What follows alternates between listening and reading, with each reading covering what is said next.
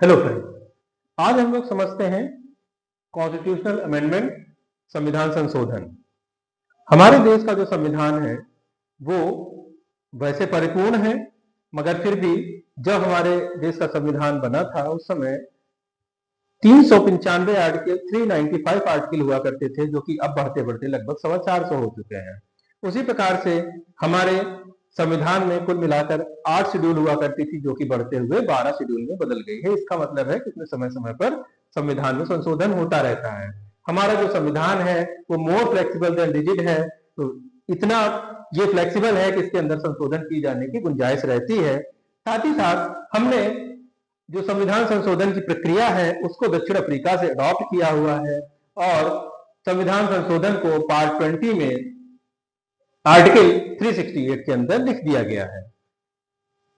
इसमें जो पार्लियामेंट है वो कॉन्स्टिट्यूशन के किसी भी पार्ट में सुधार कर सकती है, मगर जो बेसिक स्ट्रक्चर है उसमें बदलाव नहीं कर सकती। ये बेसिक स्ट्रक्चर क्या है? Basic structure Kesavananda Bharati case में फुल बेंच का फॉर्मेशन हुआ था सुप्रीम कोर्ट के जजेस का, जिसमें 13 जजेस ने मिलकर ये बेसिक स्ट्रक्चर का कॉन्सेप्ट डेवलप किया था, जिसके अंदर संविधान में संशोधन नहीं किया जा सकता। जिसके अंदर है कि पहली बात होती है सुप्रीमेसी ऑफ कॉन्स्टिट्यूशन, जो संविधान है वो सर्वोपरि है। साथ ही साथ रूल ऑफ लॉ, इसमें संविधान संशोधन नहीं कर सकते। Federalism, secularism, fundamental right, directive principles के कुछ इसमें के बीच में बैलेंस बनाने की बात हो, या इंडिपेंडेंस ऑफ जुडिशरी की बात करें, या इफेक्टिव एक्सेस ऑफ जस्टिस की बात करें। साथ ही साथ unity and integrity of nation के साथ कोई समझौता नहीं किया जा सकता, और सॉवरीन डेमोक्रेटिक रिपब्लिकन स्ट्रक्चर के साथ कोई भी खिलवाड़ नहीं किया जा सकता।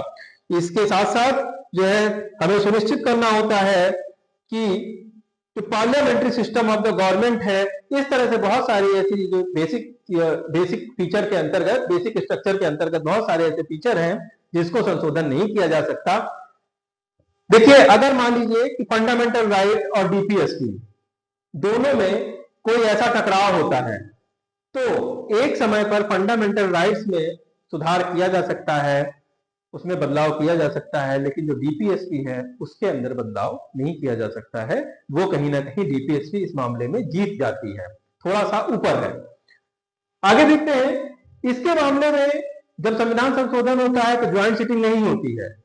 ज्वाइंट सिटिंग नहीं होती, इसका मतलब है कि अगर कोई भी बिल आया है तो उसको पास कराने के लिए आपको दोनों सदन में जाना होगा, लोकसभा में भी, राज्यसभा में भी। अब इसको अमेंड करने के 3 प्रक्रिया है। पहला, amend bye simple majority. Simple majority का मतलब होता है 50% प्लस प्रेजेंटेड वोटिंग।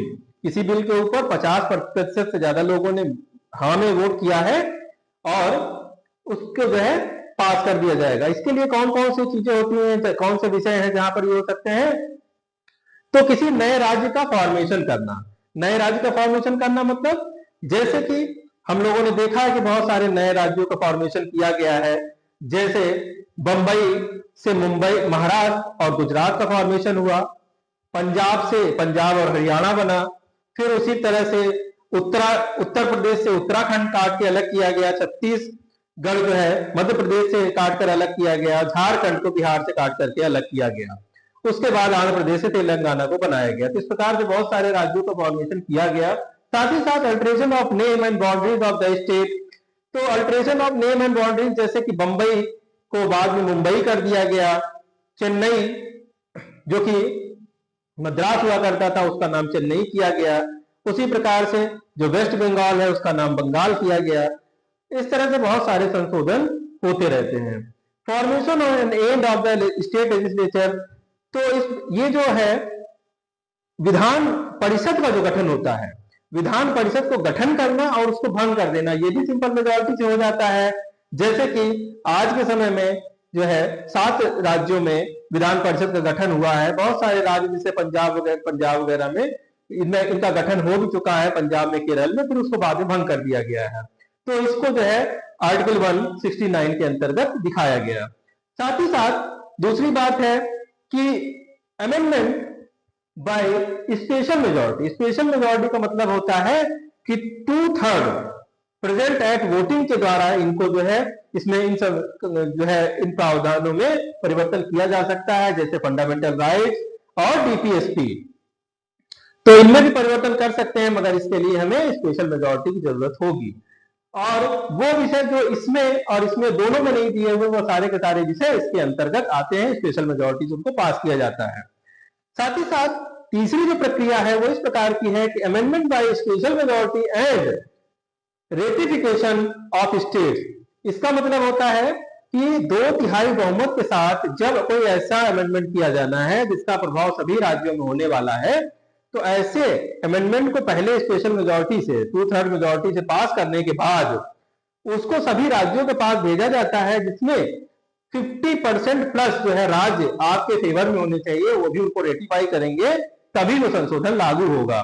इसके मामले इसमें कौन कौन से होते हैं, जैसे इलेक्शन ऑफ द प्रेसिडेंट और जो procedure of election of the president भी इसी के अंतर्गत आता है। साथ ही साथ अगर मान लीजिए एग्जीक्यूटिव पावर बढ़ानी है, यूनियन की हो या स्टेट की हो, दोनों के एग्जीक्यूटिव पावर बढ़ाने के लिए भी जो सुधार होते हैं वो भी इसी के द्वारा किए जाते हैं। साथ ही साथ प्रोविजन रिलेटेड टू, अगर मान लीजिए कि हाई कोर्ट या सुप्रीम कोर्ट के जजेस से संबंधित कोई बात है या हाई कोर्ट या सुप्रीम कोर्ट से संबंधित कोई बात है, उसके ऊपर संशोधन लाना है, तो वहां पर भी स्पेशल मेजोरिटी के साथ साथ जो है 50% प्लस राज्यों की सहमति होना जरूरी है।